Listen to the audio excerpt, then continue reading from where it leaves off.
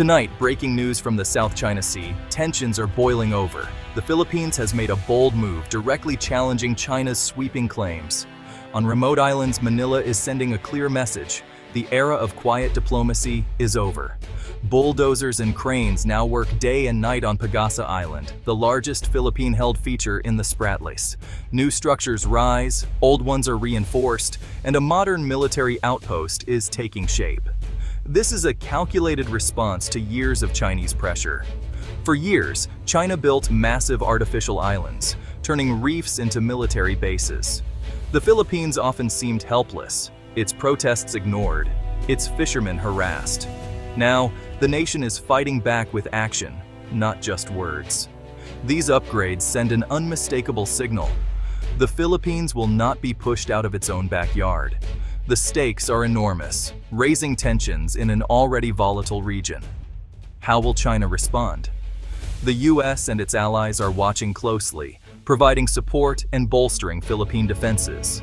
This is a pivotal moment. The actions on these small islands could shape the future of security across the Indo-Pacific. The world is watching, waiting to see what happens next in this high-stakes drama. The Philippines is drawing a line in the sand. Literally and figuratively, the message sovereignty will be defended. The next chapter in the South China Sea is being written now. Pagasa Island is at the heart of the Philippines' new strategy.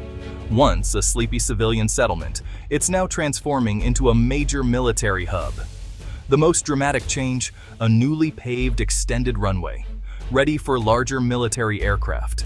Soon, even fighter jets may land here, giving the Air Force a forward base deep in contested waters. A new naval port, called a beaching ramp, now lets Navy ships dock directly, speeding up resupply and deployment. Before, supplies had to be ferried in by small boats, a slow and risky process. Now, Pagasa is a true logistical hub for the Philippine Navy. Communications towers and high-powered radar are rising, linking Pagasa to Manila and providing real-time surveillance. These upgrades mean the Philippines can track Chinese vessels and monitor the skies. Pagasa is no longer isolated. It's a networked nerve center. Soldiers, engineers, and construction crews are everywhere, working to make Pagasa a credible deterrent. The island will serve as a forward base for patrols and a sanctuary for Filipino fishermen. It stands as a permanent, undeniable symbol of Philippine sovereignty. The message is clear. Pagasa is Philippine territory, and it will be defended. This transformation is stunning, and it's just the beginning. The Philippines is turning a sandbar into a sentinel. The world is taking notice. The stakes have never been higher. The nation is ready to defend what's theirs. Pagasa is now a fortress on the front line. While Pagasa grabs headlines, Balabac Island is just as crucial. As the southernmost island of Palawan, Balabac guards the entrance to the Palawan Passage, a vital shipping lane. It's a potential backdoor for any force trying to approach the Philippine mainland. Securing Balabac is essential for defending the country's southern flank. The military is upgrading airfields and expanding naval stations here. These upgrades let the armed forces project power and monitor traffic through the Balabac Strait. Balabac and Pagasa work together, forming a layered defense along the Philippines' western edge. Any hostile force must now contend with these fortified outposts. This makes aggression far more costly and complicated. The development of Balabac shows a holistic approach to national defense. The Philippines is hardening its entire maritime domain, not just the disputed Spratlys. This is strategic maturity in action. Balabac is a quiet but essential piece of the security puzzle. The nation is thinking beyond the headlines. The southern gatekeeper stands ready. Filipino fishermen have long been on the front lines of this conflict. The West Philippine Sea is their traditional fishing ground, but it's become dangerous. Harassment by the Chinese Coast Guard is constant. Boats rammed, nets cut, livelihoods threatened. These fishermen have become symbols of national struggle and defiance. Their stories have galvanized public opinion, fueling a demand for stronger action. Economic hardship and a sense of helplessness have given way to anger and unity. Polls show overwhelming support for a stronger military presence in the West Philippine Sea. The government's bold upgrades on Pagasa and Balabac are a direct response to these pleas. More patrols and fortified islands mean better protection for fishing fleets.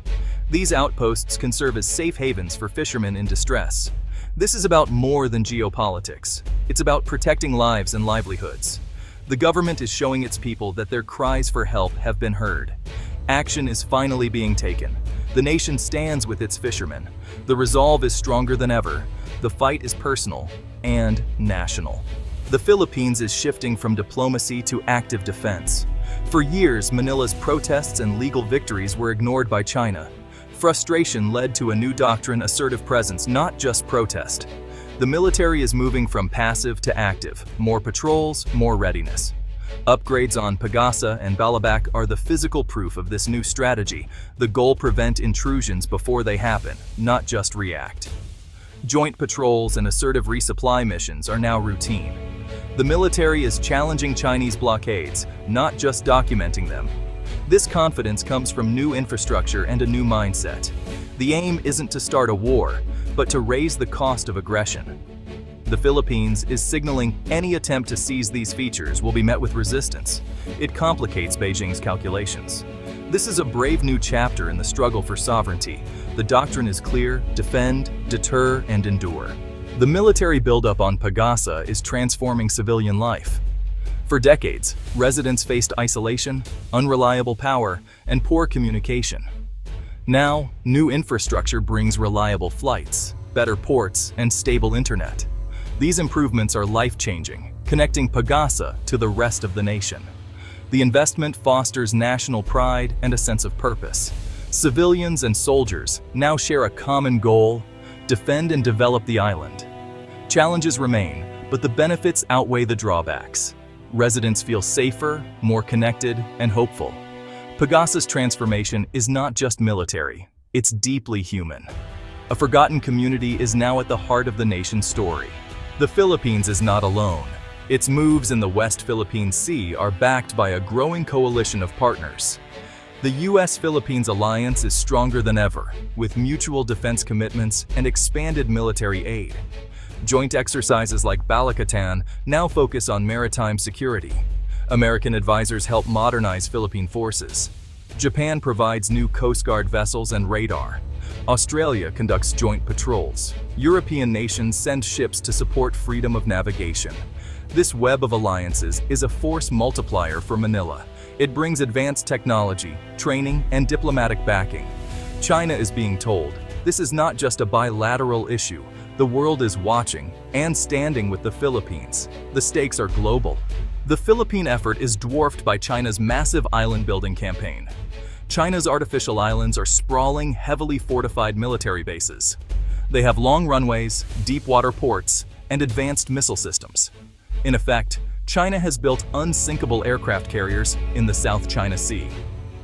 By comparison, the Philippines is simply reinforcing long-held outposts. The upgrades are modest, runways improved, ports expanded, defenses strengthened. It's a David and Goliath situation. The Philippines is using limited resources to make a stand. The goal isn't to match China's might, but to make aggression costly. This is asymmetric defense, raising the price of any Chinese move. The response may be small, but it's huge in symbolic importance. Even a smaller nation can stand up for its rights. Sovereignty is not measured in size, but in resolve. This is about more than a few remote islands. It's a fight for the Philippines' future and identity. At stake, sovereignty, security, and survival. The South China Sea is a vital artery for trade and resources. Fish and energy reserves are essential for the nation's development. Securing these is a matter of national survival. Years of helplessness are giving way to resolve and unity. The fortification of Pagasa and Balabac is a source of pride. This is a defining moment, an investment in a future where law is respected. The line has been drawn. The message is clear. The fight for tomorrow is happening today, on the front lines of the West Philippine Sea.